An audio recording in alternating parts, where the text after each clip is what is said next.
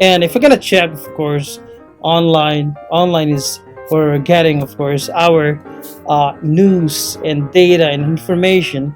Except that we need to be very careful to make sure that we're not getting fake news instead. Um, of course, Facebook um, is showing lots of memes about this issue. Just search COA report, and you're gonna see a lot of infographics about what COA found out in its latest report, or what COA is revealing to the Filipino people in its latest report. So if you're gonna check on this infographic, a lot of money funds are missing. So COA is responsible for making sure to account for all the funds and finances and properties of the government. So that's basically the function of COA. So to make sure that this house that we have in this country is well organized, well funded, and of course well audited, right? So that's the function of COA. Alright, so from Rappler is of course one of the most hated news organizations by DDS, and I must admit that I'm not really comfortable with Maria Ressa.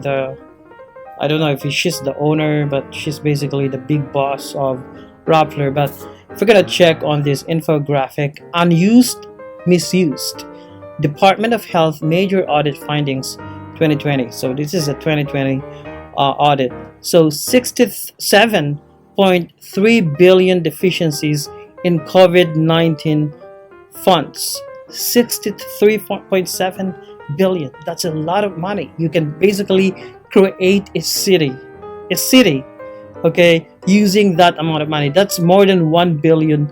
All right, just to give you an idea, $1 billion, including 11.9 billion unused risk allowance hazard pay. And yeah, we've heard about this hazard pay that was not given to our frontliners. So a lot of our frontliners, both in the private and public sectors, were complaining, we're complaining that they did not receive yet their hazard pay that they deserve for working, for serving the Filipino people, for serving the sick. And 1.2 billion peso unutilized, undelivered equipment. I don't know what that equipment is, but it's 1.2 billion, you guys. All right, 1.2 billion is basically less than the alleged Batangas mansion. All right, getaway mansion of former Vice President Jejo Mar Binay Nugnog, right? 2.8 billion idle for infrastructure projects. Idle for infrastructure projects. Idle means it's not being used, right? It's not being productive, used, etc. So 2.8 billion peso. That's a lot of money. 95 million peso expired idle drugs and medicines. Well, of course, we're gonna probably say that that's expected, but that's a lot of money. Why the hell that much amount of medicines were not dispersed to the public, were not given to the public? I don't know. They're probably just being kept in the DOH storage houses, really. 24.6 billion peso unused for public health service. What the hell is that? It's unused for public health service. So I assume the public, the Filipino people, right? It's being unused. 24.6. 65.3 million deficiencies in procurement of assets. Right? In the procurement of assets, we have assets, or DOH have assets, the deficiency is 65.3 million. 306 million, 306 and 7 million unused for disaster risk reduction. 441.2 million unauthorized in depository accounts. Wow. Unauthorized in depository account. Where the hell did that money go to? Who got the money? All right, 3.97 billion undocumented projects, doubtful transactions. That is COA report. Undocumented projects. So everything must be documented. So I work for the private sector, wherein everything is documented. Everything is accounted for. That means that you have the responsibility to make sure that every expense that you're gonna make must be totally credibly accounted for. That's your job. Alright? Integrity is above all else. It contains honesty and discipline, etc. Alright? If you don't have integrity and you work for the government, this is probably what you're gonna cause: corruption, loss of money, loss of public trust, and of course the 557.7 million in excessive and unnecessary expenditures. I mean, that this is a 2020 COA report, right?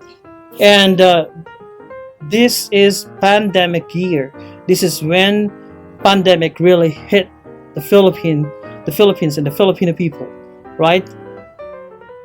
And we expect that the people in the government should be frugal and responsible when it comes to spending the public money, all right, the taxpayers' money. But no, how did this happen? 557.7 million in excessive and unnecessary expenditures. We have this principle or law in the civil code that in time of crisis, you're not supposed to be spendthrift, all right, because that is too insensitive to the other people who are suffering during the pandemic, right? You should be responsible. You should be empathic or sympathetic to the plight of the people that you serve. I mean, you are a public servant.